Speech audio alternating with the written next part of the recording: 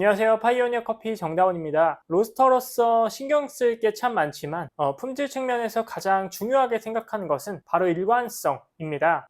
테스트할 생두를 선정하고 이제 판매에 적합하다는 결정을 하면 이제 본격적인 생산을 하게 되는데요. 저 같은 경우는 한 생두를 판매하기 시작하면 최소 한 20배치에서 30배치는 돌립니다. 물론 로스터기가 저는 작아서 그렇고요. 아무튼 이렇게 30번의 로스팅을 하게 되면 아무래도 편차가 발생할 수밖에 없거든요. 많이 볶을수록 이 결과물들의 편차가 조금씩 발생하겠죠. 그래서 최대한 일관적인 커피를 제공하기 위해 다양한 품질 관리 방법들을 적용하고 있습니다. 커피는 식품이고 농산물이기 때문에 딱 정확한 어떤 향미를 목표로 할 수는 없고요. 우리가 생각한 적정 향미 범위 내에 들어오면 됩니다. 자, 그래서 오늘은 우리 매장의 품질 관리 방법을 소개합니다. 자, 일단 이렇게 맛있는 생두를 찾았으면 이제 이 생두를 다 팔 때까지 잘 맛있게 로스팅하면 됩니다. 근데 로스팅할 때 가장 까다로운 점이 있는데요. 바로 예열 후의 첫 배치입니다. 로스팅을 한 10배치나 20배치 한 상태보다 저는 개인적으로 딱 예열 후에 처음 로스팅할 때를 좀 까다롭다고 생각합니다. 예열은 한 50분 정도 하는데 아무래도 화력이 조금 부족한 느낌이거든요. 그래서 그 뒤에 뭐 한 2배치나 3배치의 로스팅 프로파일이랑 첫 배치의 화력을 똑같이 하면 아무래도 화력이 부족하다는 게 느껴집니다. 그래서 저는 첫 배치는 조금 더 높은 온도에 투입을 해주거나 최대 화력을 조금 더 높게 잡아서 로스팅을 시작하곤 합니다. 그리고 이제 진행하는 흐름을 봐서 화력을 조금 줄이거나 아니면 조금 더 강한 화력으로 진행하거나 그런 식으로 로스팅을 하고 있습니다. 또 다크 로스팅과 라이트 로스팅이 예정되어 있으면 라이트 로스팅을 먼저 하고 그 다음에 다크 로스팅으로 넘어갑니다. 또 다른 방법으로는 예전에 일했던 곳인데요. 첫 배치는 그 핸드픽을 할 때 모아놓은 결점들을 로스팅하는 회사도 있었습니다. 그렇게 하고 로스팅한 결과물은 연습용으로 사용하는 거죠. 참 괜찮은 방법이라고 생각합니다. 자, 그리고 바리스타나 로스터라면 아마 공감하실 텐데요. 99%의 만족스러운 커피 한 잔보다 97%의 적당히 만족스러운 여러 잔이 더 낫다는 것을요. 그만큼 일관성은 커피 로스팅에서 매우 중요한 요인입니다. 맛있는 프로파일을 잡는 것보다 그 프로파일을 꾸준하게 같이 유지하는 게 더 어렵기도 하고요. 그래서 각 로스팅 배치간 이 편차를 최대한 줄이기 위해서 로스팅 로그 프로그램을 이용합니다. 이 로그 프로그램은 로스터기 온도 센서와 컴퓨터가 연결되어 있어서 로스팅 진행 상황, 온도나 이런 것들을 실시간으로 보여주는 프로그램인데요. 대표적으로는 크롭스터와 아티산이 있습니다. 저는 아직까지 크롭스터는 사용하지 않고 아티산을 사용 중입니다. 이렇게 커피마다 로스팅 로그를 기록해두면 그 다음에 새로운 커피를 접했을 때 조금 더 수월하게 로스팅 프로파일을 잡을 수 있습니다. 로그 프로그램은 단지 로스팅을 기록하는 것에서 그치지 않고 이렇게 배경에 레퍼런스 로스팅 프로파일을 두고 현재 로스팅이 어떻게 진행되고 있고 그에 맞춰서 어떻게 로스팅 할 것인지를 판단할 수 있는데요. 화력을 줄이거나 아니면 다른 이벤트가 있을 때 이렇게 체크를 하면 현재 진행 중인 로스팅 로그에 표기가 됩니다. 그래서 화력을 얼마나 줄였는지 기존 배치와는 어떻게 로스팅이 다르게 진행되고 있는지 파악할 수 있죠. 이 체크 포인트는 같은 커피를 로스팅 하더라도 동일한 위치에 뭐 어떤 화력 조절이나 이벤트가 찍힐 수도 있고 아닐 수도 있습니다. 레퍼런스와 최대한 유사하게 하는 것을 목표로 하고 있기 때문에 화력을 조금 줄이거나 아니면 조금 더 많이 줄이거나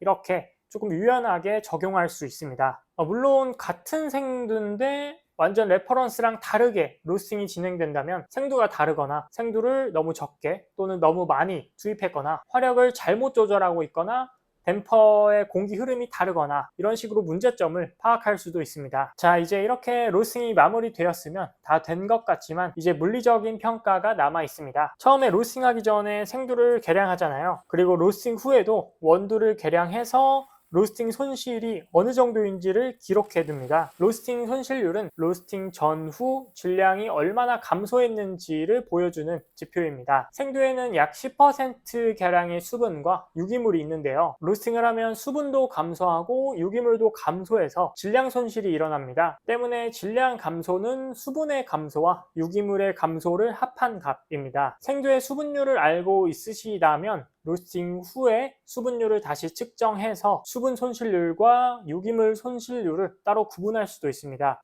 이런 유기물 손실률은 일부 로스팅 업체에서 중요한 품질 관리 지표로 사용하곤 합니다. 지금 보시는 이 기계는 가열 건조식 수분계인데요. 생두를 측정하기에는 너무 오랜 시간이 걸리기 때문에 원두를 측정할 때 사용하곤 합니다. 아무튼 수분계가 없는 로스터 분들도 계시기 때문에 이 수분율이나 유기물 손실률을 각각 기록하지 않고 그냥 질량 손실을 따로 기록해서 활용할 수도 있습니다. 이 정도만 하셔도 충분히 유용합니다.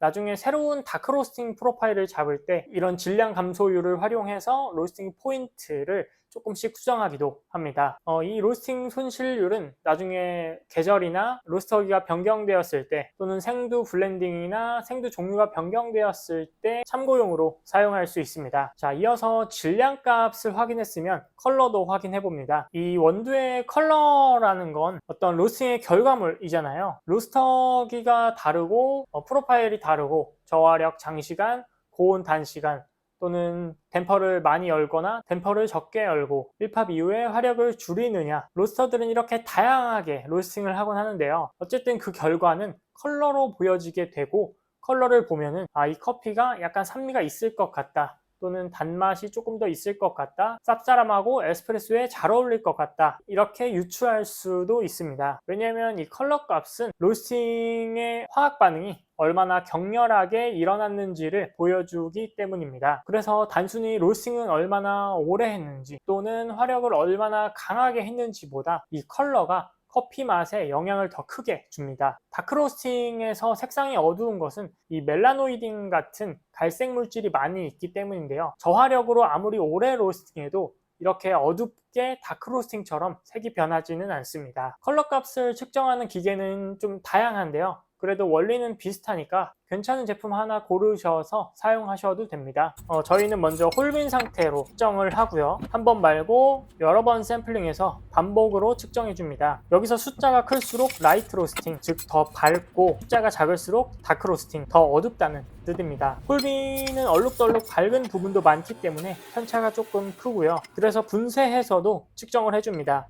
꽉 채워서 이렇게 홀빈과 그라운드 색상도 기록을 하고 두 편차가 얼마나 되는지도 파악합니다. 보통 라이트 로스팅에 가까울수록 홀빈 색상이 더 어둡고 그라운드 색상은 밝습니다. 그리고 미디움 다크로 갈수록 홀빈이 더 밝고 그라운드가 더 어두운 경향을 보이죠. 그래서 단순히 홀빈과 그라운드 값이 같다고 해서 베이크드라고 할 수는 없고 로스팅 포인트를 고려해야 합니다. 물론 너무 라이트 로스팅에서 색상 편차가 크거나 너무 아그트론 값이 높은 라이트 로스팅이라면 자칫하면 언더 디벨롭일 가능성이 있습니다. 이렇게 매 로스팅 시 컬러 값을 측정하면 로스팅이 일관적으로 되었는지 알 수 있습니다. 프로파일이 약간 달라서 걱정했는데 색상 값이 같으면 그 다음 향미 평가까지 진행될 수도 있거든요. 반대로 같은 프로파일인데 컬러 값이 많이 차이 나면 아마 맛도 다를 가능성이 있습니다. 자, 이제 마지막입니다. 가장 중요한 거죠.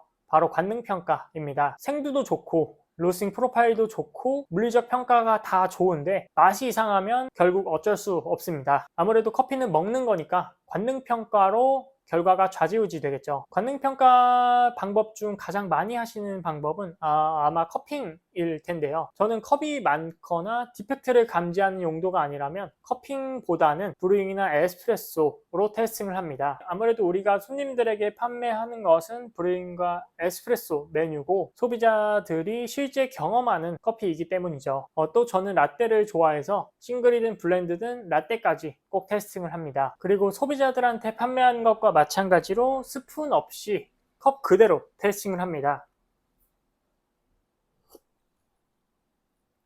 이렇게 딱 한 모금 마셨을 때 이 커피의 핵심 캐릭터랑 향미 범위가 안정권에 들어가면 괜찮다고 판단을 합니다. 하지만 어떤 향인지 잘 감을 못 잡겠거나 너무 플랫하거나 풋내 같은 결함이 느껴진다면 이제 원인이 무엇인지 뒤로 가면서 체크를 해봅니다. 언제 로스팅 했고 로스팅 프로파일은 어떻고 원두 질량 손실률이나 컬러 값 등을 비교해 가면서 어디서 우리가 실수했는지 파악하는 거죠. 그리고 별 이상이 없다면 일단 다시 한번 분쇄도 체크하고 추출을 해봅니다. 또 테스팅할 때 에티오피아 계열의 라이트 로스팅은 로스팅 직후가 아니라 로스팅 후 한 12시간 후에 테스팅을 하는데요. 바로 테스팅하면 향미가 안 나오는 경우가 많기 때문입니다. 반면 다크 로스팅은 로스팅하고 바로 테스팅을 해도 충분히 결함이나 핵심 캐릭터를 잡아낼 수 있습니다. 자, 이렇게 오늘은 우리 매장에서 품질 관리하는 방법에 대해 다뤄봤습니다. 앞으로도 퀄리티 퍼스트 잘 준비하겠습니다. 감사합니다.